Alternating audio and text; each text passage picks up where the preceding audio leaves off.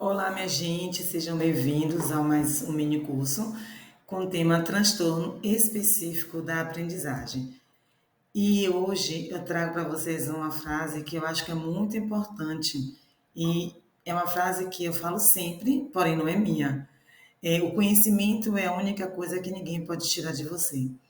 Então, sempre precisamos estar em contato com o conhecimento, mesmo que tirem tudo da gente, mas o que aprendemos continua conosco. Então, parabéns por fazer parte, por ter compromisso com o desenvolvimento da aprendizagem de vocês.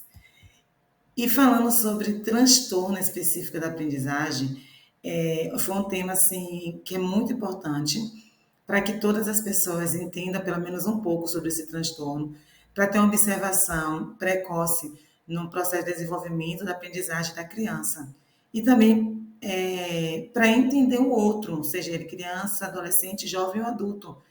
Entender que muitas vezes algumas limitações para entender ou para fazer uma coisa que parecia ser muito óbvia para algumas pessoas, pode também ser causada por causa de um transtorno específico da aprendizagem. Então, além de ter esse olhar precoce, também vai dar a oportunidade de ter um olhar com mais respeito sobre o desenvolvimento da aprendizagem da outra pessoa. O transtorno específico da aprendizagem é um transtorno do neurodesenvolvimento com uma origem biológica, que é a base da anormalidade no nível cognitivo, as quais são associadas com as manifestações comportamentais. Então, o transtorno específico da aprendizagem é um transtorno do neurodesenvolvimento. E a gente vai entender o que se caracteriza como transtorno de aprendizagem e dificuldade de aprendizagem, tá certo? Mas primeiro vamos entender o que é o neurodesenvolvimento. O neurodesenvolvimento é um processo caracterizado pelo domínio progressivo de habilidades motoras, cognitivas e psicossociais, das mais primárias às mais refinadas. Ele se inicia no início gestacional, sendo impactado por fatores genéticos, biológicos, ambientais e socioculturais. Então, é o desenvolvimento que já inicia desde a nossa gestação. Então, e aí vai prosseguindo, né? Vamos levando isso durante o nosso processo de desenvolvimento. Então, ele envolve o processo de habilidade motora, cognitiva, psicossociais. Então, tudo que aprendemos e fazemos hoje faz parte desse processo do neurodesenvolvimento. As habilidades acadêmicas básicas incluem leitura exata e fluente de palavras isoladas, compreensão de leitura e ortografia, cálculos aritméticos, raciocínio matemático, que é a solução de problema matemático. Então, aqui já está dizendo habilidades acadêmicas básicas. Então, é o que a gente precisa para ter um bom desenvolvimento na nossa aprendizagem. E para entender sobre esse transtorno de aprendizagem, o DSM, que é esse livro aqui lindo, minha gente, olha só, esse livro aqui muito lindo, olha como é fininho, muito lindo que eu tenho aqui. Esse aqui é o mais novo, é a edição, a quinta edição, mas aqui já é a revisada, né? A quinta edição revisada. E ele vai nos dizer, e é muito bom, tem uma leitura muito simples, pelo menos no transtorno específico de aprendizagem, uma leitura muito simples que eu vou mostrar para vocês agora, que pode nos guiar nesse olhar sobre esses transtornos. Então, tem os critérios de diagnóstico, que é de A até o D. Então, no critério A diz assim: dificuldades na aprendizagem no uso de habilidades acadêmicas, conforme indicado pela presença de ao menos um dos sintomas a seguir, que tenha persistido por pelo menos 6 meses, apesar da provisão de intervenções dirigidas a essa dificuldade. Então, ele vai nos mostrar ali agora quais são os critérios, né?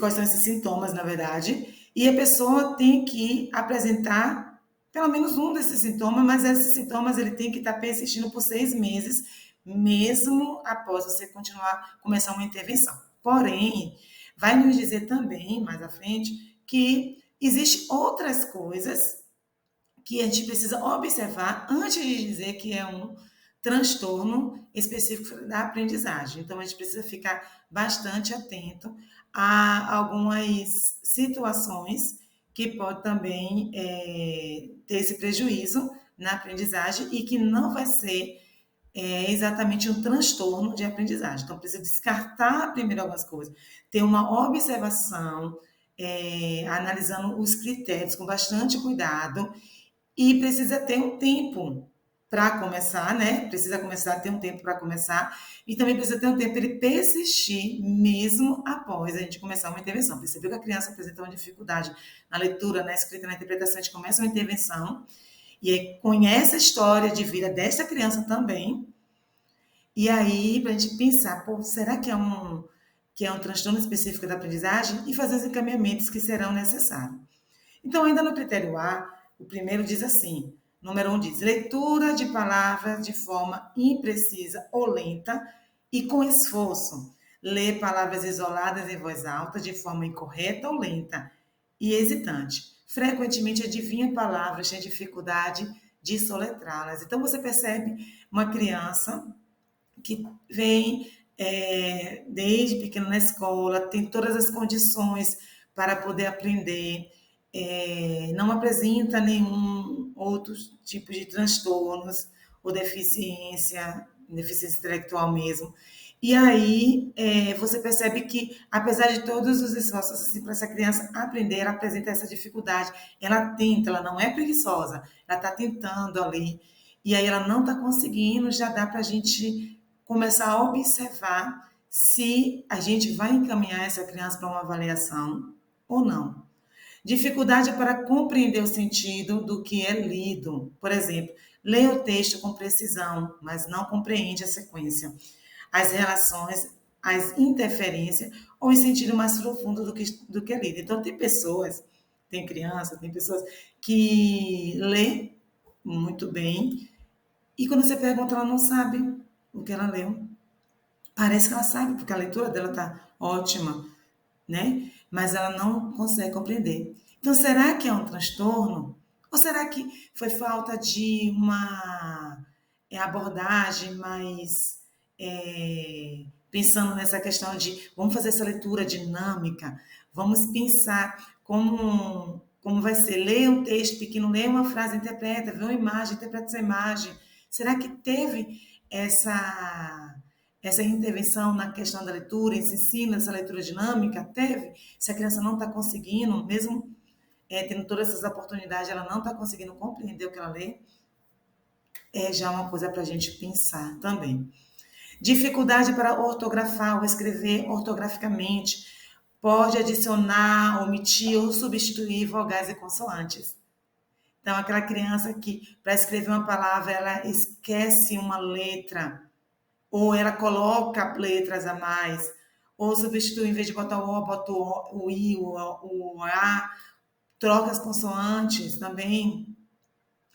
Sempre, como eu disse, vamos observar as oportunidades e se existe, conhecer essa história de vida dessa criança, se existe algum diagnóstico também, para que a gente possa fazer essa investigação em que o nosso olhar seja um olhar de bastante cuidado, mas são pontos que precisamos observar.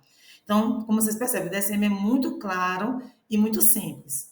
Dificuldade com a expressão escrita, comete múltiplos erros de gramática ou pontuação nas frases, emprega organização inadequada de parágrafo, expressa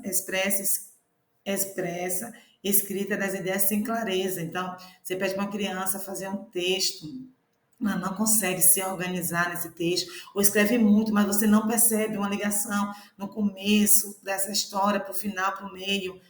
São pontos importantes para a gente observar. O 5 diz assim, do critério A ainda, dificuldade para dominar o senso numérico, fatos numéricos ou cálculos. Entende números, sua magnitude e relação de forma insatisfatória. conta com os dedos para adicionar números de um dígito, em vez de lembrar os fatos aritméticos, como faz os colegas.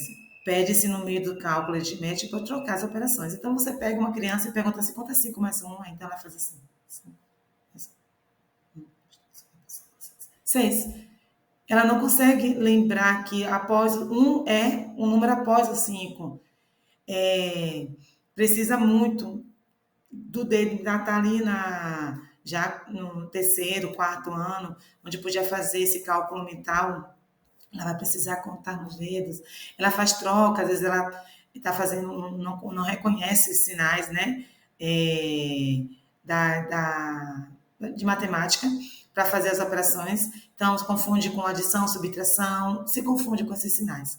Faz essas trocas para realizar a operação. E é muito difícil para que essa pessoa consiga fazer. Às vezes é muito fácil, muito óbvio, os colegas estão conseguindo, mas ele não está conseguindo. Isso gera, gente, um sofrimento muito grande, porque percebe que os outros estão conseguindo e eu não, porque eu não estou conseguindo. E o sexto diz assim: dificuldades no raciocínio, tem grave dificuldade em aplicar o conceito, fatos ou operações de matemática para solucionar problemas quantitativos. Então, também vai dizer sobre a interpretação. Lembra da leitura? Então, a pessoa que tem essa leitura muito boa, mas não consegue interpretar, vai ter dificuldade para também resolver esses problemas matemáticos e identificar qual a operação que ela vai usar para resolver aquele problema. Então, é uma situação que é muito complicado, porque às vezes está ali, está um problema que diz João tem 15 lápis e ganhou mais 7. Com quantos lápis ele ficou? E aí essa pessoa começa a ter muita dificuldade para identificar qual operação ela vai usar, porque ela não tem também essa interpretação de texto para poder entender e solucionar esse problema matemático. E a gente vem para o critério B.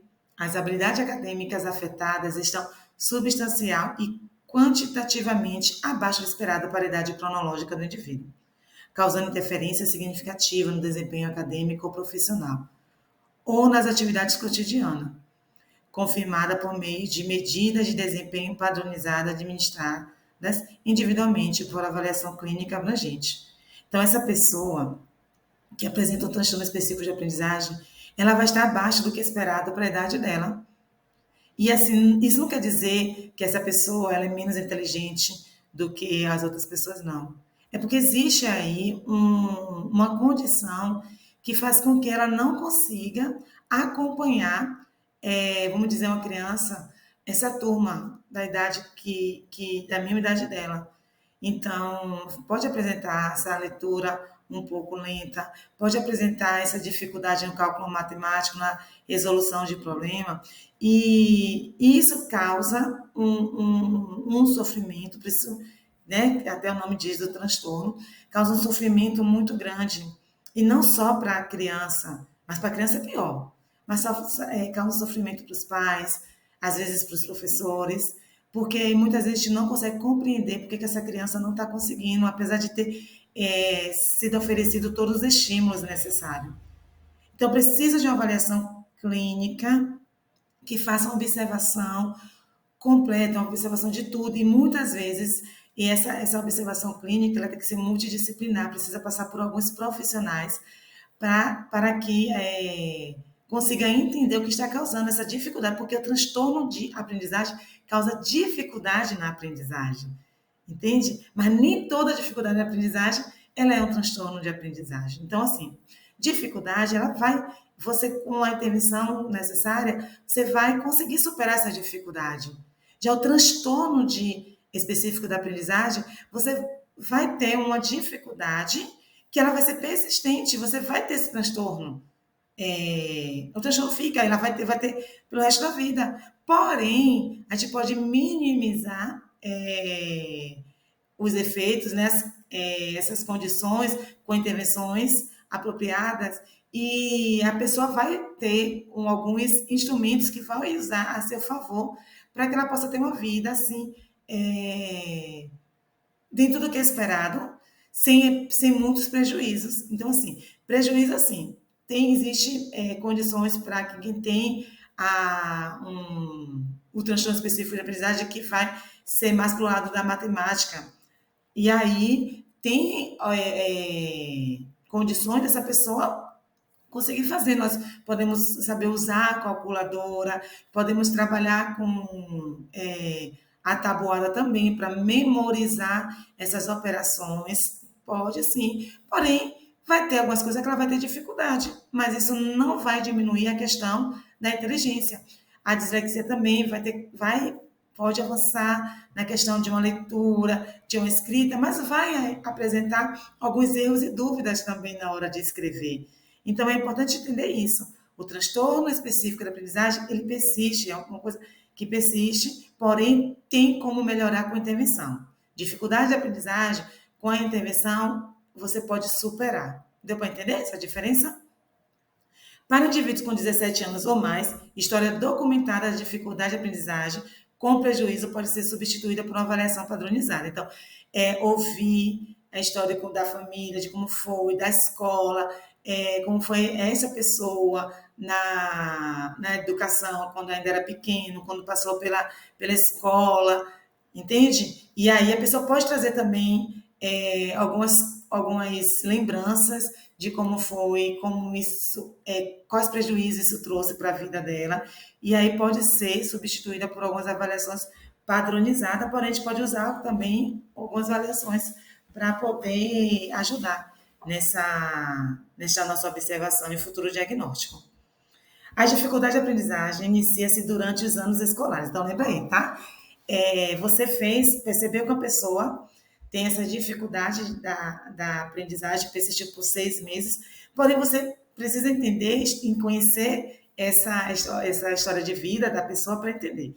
Então, desde quando começou esse processo de dificuldade? Então, tem que começar, inicia-se durante os anos escolares, mas pode não se manifestar completamente até que que as exigências pelas habilidades acadêmicas afetadas exceda a capacidade limitada do indivíduo.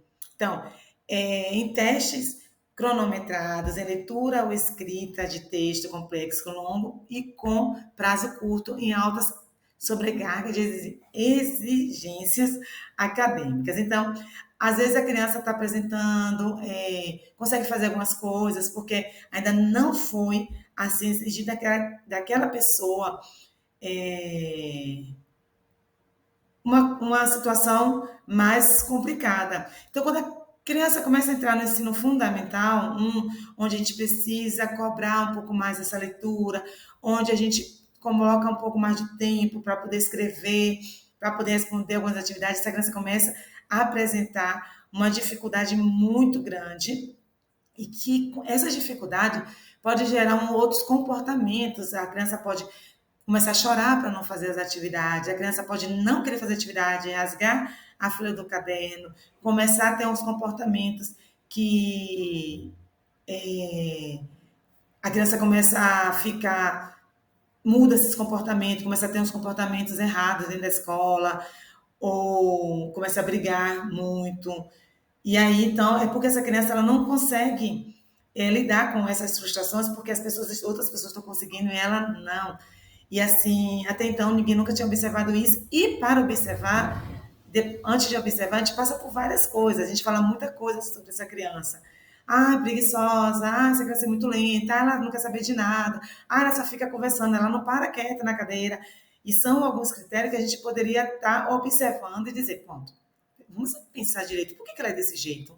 E começar a ter um olhar um pouco diferenciado sobre essa pessoa, sobre essa criança.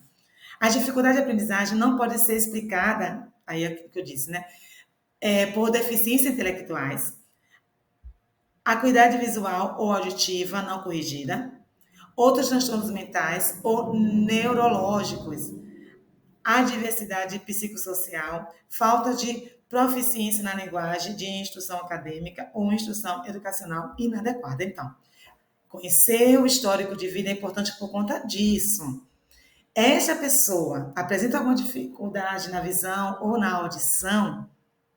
Teve um caso que a criança, ela apresentava muita dificuldade e quando foi ver foi uma dificuldade na visão, precisava de óculos. E aí precisa fazer uma avaliação. Fez exame de vista, tá tudo ok com a visão dessa criança, a audição fez, tem que se descartar tudo, porque é um transtorno específico da aprendizagem, ele se dá por avaliação clínica. Então, não tem um exame específico para dizer, pronto, aqui tem. Seria muito fácil se tivesse esse exame. Por isso que precisa ter uma observação durante 6 meses, no mínimo, né? 6 meses, mas também conhecer a história de vida dessa pessoa. Depois da pandemia, isso pode aumentar mais do que 6 meses para a gente poder ver essa questão dessa avaliação, mas sempre com a equipe multidisciplinar. Quando você fez a intervenção e a criança não melhorou, a equipe multidisciplinar precisa, porque cada um vai investigar dentro da sua área para dar um diagnóstico certo para essa criança, ou essa pessoa, né? Ou adulto, ou jovem, ou adolescente. Os 4 critérios de diagnóstico devem ser preenchidos com base em com base em uma síntese clínica da história do indivíduo, do desenvolvimento médico, familiar e educacional, em relatórios escolares e em avaliação psicoeducacional. Então, olha só o que a gente tem falado agora, né? Precisa ter um olhar clínico da história de vida do indivíduo. Se pega tudo, desde a gestação até agora, né, na idade que essa pessoa está. Precisa ver como é essa pessoa na escola, como foi na escola, se for um caso de um adulto, um jovem que já está, né, que já não está mais na escola. Ver esse prejuízo que teve para a gente poder entender se realmente é um caso que pode levantar uma hipótese de um transtorno ou se é uma dificuldade de aprendizagem que não foi observado antes e que não foi feita uma intervenção antes. A gente vai falar agora sobre alguns especificadores que tem no DSM. Então, com prejuízo na leitura, precisão na leitura de palavras, velocidade ou fluência da leitura, compreensão da leitura. Então, pessoa com transtorno específico de aprendizagem com prejuízo na leitura vai apresentar uma precisão na leitura de palavras, velocidade ou fluência da leitura, compreensão da leitura. Então, a leitura ela vai ser um pouco mais lenta, vai ter essa dificuldade para soletrar os critérios que a gente já tinha visto antes, vai apresentar ou pode apresentar compreensão da leitura. Quando fala com prejuízo na expressão escrita, então precisão na ortografia, na gramática e na pontuação, clareza e organização da expressão escrita. Então, tem gente que pode ler muito bem, mas vai escrever ruim. A gente ouviu muito dizer que quem lê bastante escreve bem. Não é verdade.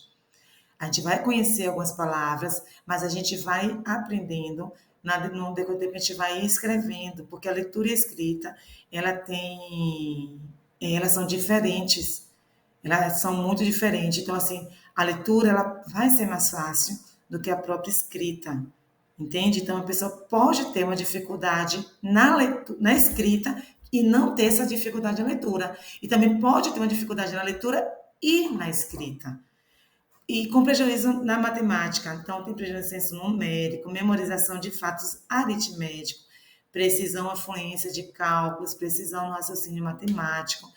Então, você vê aquela pessoa que apresenta muita dificuldade para poder memorizar algumas coisas que envolvem números, que tem essa dificuldade para cálculo mental. Você faz um cálculo muito rápido e aí essa pessoa ela não consegue fazer isso, então ela vai demorar mais tempo, ela vai olhar para você assim e vai, meu Deus, o que está acontecendo? Até no troco, me dê 50 centavos aí, que você tem 10 centavos, aí a pessoa pega, te devolve 50 centavos de troco, ao invés de devolver 40, né? Tem no supermercado, você tem tanto aí, você pega, dá aquele tanto para a pessoa te devolver um outro, e você fica assim, será que eu fui enganada? Será que me passou a perna? E você fica ali, ó. Tem até umas histórias nas redes sociais que a pessoa passa o dia todo fazendo a conta para saber se realmente ela teve o troco certo ou não. né? São pessoas que podem ter esse prejuízo, esse transtorno específico na aprendizagem, no que diz respeito à matemática. Não existe marca. Aí, agora que a gente fala, né? Não existem marcadores biológicos conhecidos de transtorno específico da aprendizagem, como grupos, indivíduos ou transtornos, como grupos, indivíduos com transtorno apresentam alterações circunscritas no processo cognitivo e na estrutura e no fundamento cerebral. Diferenças genéticas também são evidentes em níveis de grupo. Então, entretanto, testes cognitivos, neuroimagem ou testes genéticos não são úteis para diagnóstico no momento atual. Não são úteis assim. Fez um exame, fez uma ressonância, e não deu nada, então não tem nada. Não. Esses exames, eles servem para descartar qualquer outras situações que também que pode gerar alguma dificuldade na pessoa. Mas o transtorno da aprendizagem, ele é um diagnóstico clínico de investigação da vida da pessoa. Prevalência do transtorno específico da aprendizagem no domínio acadêmico da leitura, escrita e matemática é de 5 a 15% entre crianças em idade escolar no Brasil, na Irlanda do Norte e nos Estados Unidos. São dados que estão no DSM. Nos adultos, a prevalência é desconhecida. Pensa-se até de ser 4%, mas é desconhecida. Então, como não está no DSM, eu não trouxe para vocês isso, né? Não coloquei aqui uma referência, porque ainda é desconhecido. Mas de 5 a 15% entre crianças em idade escolar no Brasil, gente. Parece pouco, mas não é. E principalmente para quem está sofrendo com esse transtorno, porque é muito sofrimento. Quem não tem, quem nunca passou por essa dificuldade, não entende quanto sofrimento é. Mas é muito, muito mesmo. O transtorno específico da aprendizagem em criança do ensino fundamental costuma se manifestar com uma dificuldade acentuada para aprender a correspondência entre letras e sons, decodificar as palavras com fluência, ortografar ou compreender fatos matemáticos. Porém, se você fazer uma leitura para essa pessoa que tem essa dificuldade numa leitura e quando ele lê para compreender, se você trabalhar essa questão da compreensão, de a pessoa falar e se expressar no que faz essa interpretação de texto, na leitura, você lendo para essa pessoa que tem essa dificuldade, ela consegue compreender e te responder oralmente. Então, é importante a gente saber disso. A leitura em voz alta é lenta, imprecisa e trabalhosa. Meu Deus, gente. Tem hora que eles ficam tão nervosos, assim, que chega, coça a cabeça e tenta, parece que ele está puxando, que a criança está puxando força de onde não tem para conseguir fazer. Procurar aqui dentro, né, aqui na mente, no cérebro, assim, onde está a junção dessas duas letras para dessas sílabas para poder compor essa palavra. É muito esforço. E algumas crianças sofrem para compreender a magnitude de um número falado ou escrito representa. Então, assim, pronto, vamos lá. Sim, a pessoa, vamos escrever 103, essa pessoa, ela não consegue entender 100, 103, 103, aí vai escrever 100 1003. Não consegue entender que vai ser uma junção de um número da centena com a unidade, entende? Centena com unidade. Ele tem essa dificuldade. Não quer dizer que não vai entender isso com o tempo, não, gente. Vai entender. Mas apresenta essa dificuldade, principalmente no começo. E em alguns momentos, para fazer esses cálculos mentais, que apresenta esse sofrimento bem maior, entende? A criança, nos primeiros anos escolares, do primeiro até o terceiro ano, pode continuar a ter problema no reconhecimento e na manipulação de fonemas, ser incapazes de ler palavras comuns, monossílabas, tais como cão ou pó, e ser incapaz de reconhecer palavras comuns soletradas irregularmente. Elas podem cometer erros na leitura, indicativo de problemas para conectações à letra, por exemplo, jato por gato. Em inglês, no caso, em inglês aqui, porque está o DCM, acabei colocando. Então, pode fazer essa troca, né, de jato por gato. Além de apresentar é dificuldade para colocar números e letras em sequência. Criança do primeiro ao terceiro ano pode também ter dificuldade para lembrar fatos numéricos, operação matemática de adição, subtração e assim por diante, podendo ter queixas de que a leitura ou a aritmética é difícil e evitá-la sozinho. Então, você já viu alguma criança? Ah, não, não, não, é muito difícil. Ah, não quero fazer não. Hoje é matemática? Não, não. A professora, não. Para fazer leitura? Não, não quero fazer não. E aí, essa dificuldade, esse sofrimento pode causar uns comportamentos não adequados. E a gente pensa assim, fulano está trazendo muitos problemas para na aula. Ah, fulano não quer fazer, rasga caderno, joga, sai da sala e tal. É porque ele está tendo uma dificuldade, ele não sabe dizer, ou às vezes ele já disse e a gente não compreendeu.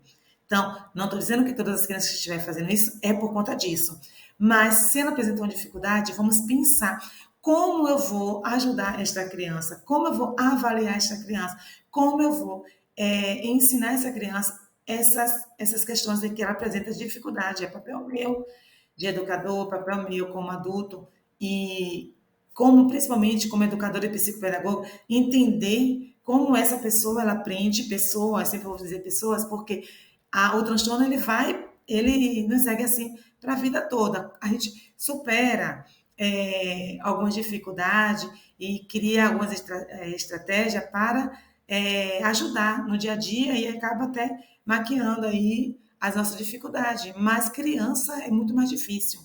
Então, criança com transtorno específico da aprendizagem, nas séries intermediárias entre quarto e sexto ano, pode pronunciar mal ou pular parte de palavras longas e multissilábicas. Exemplo, convido em vez de convidado. Então, ela viu convido, pronto. Não é convidado, é convido. E confunde palavras com sons semelhantes. Por exemplo, combustível e comestível e combustível. Inferno e inverno. Podem apresentar problemas para recordar datas, nomes e números de telefone e ainda dificuldade para completar no tempo tema de casa ou teste. Então, assim, entrega para a criança uma atividade para poder fazer. Lembra quando a gente falou lá no início, quando é uma idade que está cronometrada, ela pode apresentar essa dificuldade. Então, para realizar uma atividade de casa ou fazer um teste, ela não consegue fazer no tempo. E quando ela começa a perceber que as outras pessoas, outras crianças, estão terminando, ela não, pode ser pior. Ela pode tentar terminar o mais rápido também para ela não ser a última sempre a sair ou ficar ali na escola até mais tarde, acaba fazendo umas coisas mais erradas. Então é importante que a gente entenda que essa pessoa está com uma dificuldade para isso, para se organizar, e a gente comece a apresentar algumas estratégias que ajudem. Então, se ela está com dificuldade para terminar no tempo, vamos dar mais tempo. Se ela tem dificuldade de olhar para poder escrever, ela se perde, vamos colocar de pouquinho em pouquinho. Existe estratégia que pode ajudar. Criança nas séries intermediárias pode ainda ter problemas de compreensão com a leitura lenta, trabalhosa, imprecisa. E podem ter problema para ler pequenas palavras funcionais. Exemplo, que ou a em. Podem ter uma ortografia muito ruim, bem como apresenta trabalhos escritos insatisfatórios. Pode acertar a primeira parte de uma palavra e depois tentar adivinhar o restante, podendo manifestar medo ou recusa em ler em voz alta. Eu conheço muitas crianças que são assim, que têm esse medo mesmo de fazer essa leitura em voz alta, de fazer essa leitura para toda a turma, e às vezes recusa mesmo a fazer. Então a gente precisa entender por quê e oportunizar momentos em que ela possa fazer, mas diminuindo essa leitura com ela e explicando também à turma que para não rir, porque é muito ruim, gente. Para não rir se a pessoa não que se essa pessoa é errada, mas dizer, gente, vamos fazer uma leitura aqui na sala e estamos todas em processo de aprendizagem, então algumas pessoas podem ter um pouco de dificuldade na leitura e vamos entender. Então, precisa ter esse trabalho na sala para que essa pessoa, essa criança, ela não sinta-se constrangida quando ela tiver com esse medo na leitura. Mas se ela não tem essa capacidade de ler, eu acho desnecessário obrigar essa leitura em voz alta na sala, sem que essa criança seja ensinada, que ela tenha algumas habilidades, onde dê a ela a oportunidade de acertar mais do que errar, entende? Então, assim, se a criança apresenta essa dificuldade muito, muito, muito grande, por que não vamos fazer essa leitura individual? E depois a gente faz essa leitura em grupo, dando pequenas e pequenas frases para cada criança ler, e assim dando oportunidade para essa também ler, né? A gente pode pensar desse jeito para não trazer mais sofrimento ainda para essa criança e uma exposição desnecessária. Consequências funcionais do transtorno específico da aprendizagem. O transtorno específico da aprendizagem pode ter consequências funcionais negativas ao longo da vida, incluindo baixo desempenho acadêmico, taxas mais altas de evasão do ensino médio, menores taxas de educação superior, nível alto de sofrimento psicológico e pior saúde mental geral, taxas mais elevadas de empregos e subempregos de rendas menores. Então, isso aqui, gente, é muito importante. Traz essa consequência funcionais negativa ao longo da vida da pessoa. Então, é uma coisa que a gente precisa estar bastante atento e pensar como eu quero que a criança que está comigo hoje seja no futuro. Então, eu tenho que proporcionar para esta criança a aprendizagem da melhor forma possível, respeitando as individualidades de cada um. E, principalmente, se essa pessoa apresenta um transtorno específico da aprendizagem, uma dificuldade muito pontual na aprendizagem. Eu preciso ter esse olhar de cuidado com essa pessoa. E os transtornos de aprendizagem é aquilo tudo que a gente falou até agora. Tá? Vocês percebem que no DSM, dessa vez, eles não especificaram o transtorno de um jeito diferente, tipo dislexia, descalculia, não. Eles foi falando o que é o transtorno, quais são as dificuldades que ele apresenta e foi mostrando algumas coisas que a gente precisa observar quando a gente fala que está com a dificuldade na leitura, quando a gente fala que está com dificuldade na matemática, o que é preciso observar? Porém, ele tem os termos, né, alternativos, são os termos que conhecemos, tipo a descalculia. E aí eu peguei esse texto de uma fonte de um livro que eu tenho, que está aqui, a Psique ES, e do volume 3, e fala assim, é um transtorno de aprendizagem que causa dificuldade na matemática. Então, é tudo aquilo que está no DSM, tá? Tudo que está no DSM, mas aqui ele vai nos direcionar um pouco mais pontual mesmo para a descalculia. É um transtorno de aprendizagem que causa dificuldade na matemática, de acordo com Johnson, e não vou me ousar falar o nome, a criança com descalculia é incapaz de visualizar um conjunto de objetos dentro de um conjunto maior. Um erro ali, vocês percebem, né? Um M ali, incapaz, dentro de um conjunto maior. Conservar a quantidade, sequenciar números, antecessor e sucessor. Lembra que falou sobre sequência numérica lá no DSM? Compreender sinais de mais, de adição, subtração, multiplicação e divisão, mais, menos, vezes e dividir. Montar uma operação, a criança às vezes tem um número com centena mais dezena, e ela pega e começa a montar esse número embaixo da própria centena. Então, a gente vai explicando, trabalha com unidade, dezena e centena, para que essa criança consiga compreender. Lembrar a sequência dos passos para realizar as operações. Então, a criança, às vezes, começa, né, da esquerda para a direita, ao invés de começar da direita para a esquerda. Lembra a sequência de estabelece correspondência de 1 a 1, então aquela conta, ó, também que eu falei com vocês, que ao invés de a criança já ter essa questão 5 e o próximo número é 6, então o próximo número é mais 1, não faz esse cálculo mental. Ele tem essa dificuldade muito grande. E tem a dislexia. A dislexia afeta a área cerebral, distorcendo as informações, fazendo o sistema cerebral processar e interpretar as informações de forma diferente do apresentado. A escrita do aluno disléxico tem a ser desorganizada, com vocabulário empobrecido, poucas linhas escritas, acompanhadas de omissões de letras, falha na sequência dos fatos, sem ordem exata e com excesso de pronomes. Então, observa bem como essa escrita, você percebe essa resistência mesmo da pessoa escrever, quem tem quem tem a dislexia, por questão de também conseguir organizar esse pensamento no papel. Antes de afirmar que uma pessoa é disléxica, é preciso descartar as ocorrências de alguns casos, como descrito abaixo. Então, deficiência visual ou auditiva, déficit de atenção, escolarização inadequada, problemas emocionais, problemas psicológicos que possam interferir na aprendizagem. Por isso que a avaliação da história de vida desta pessoa é muito importante para eu dizer se essa pessoa tem ou não um transtorno de aprendizagem. Levanta a hipótese se essa pessoa tem ou não um transtorno de aprendizagem. Então, o transtorno de aprendizagem também tem suas comorbidades. O transtorno específico de aprendizagem costuma ser comórbido com transtorno do neurodesenvolvimento. Por exemplo, o TDAH. O TDAH não é um transtorno de aprendizagem. Um transtorno do neurodesenvolvimento, porém não é de aprendizagem, mas pode causar uma dificuldade na aprendizagem também. Transtorno da comunicação, transtorno do desenvolvimento da coordenação, transtorno do espectro autista, entre outros também. Pode estar em comorbidade, pode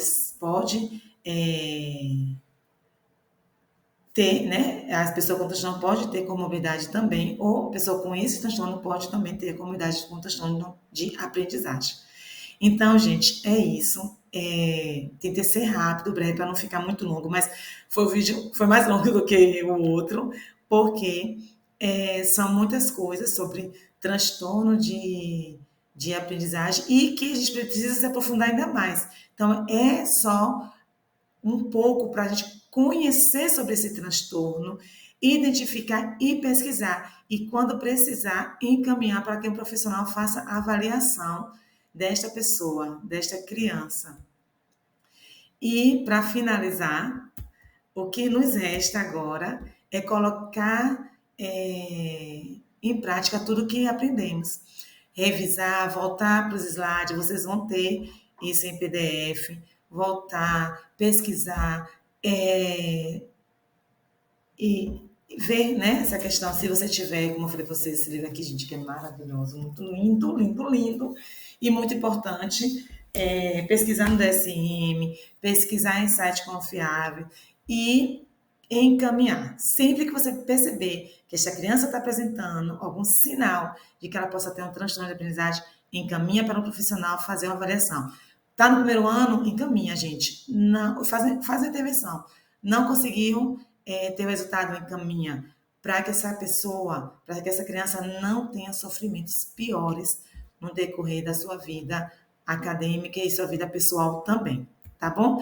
Muito obrigada pela participação de vocês e até a próxima.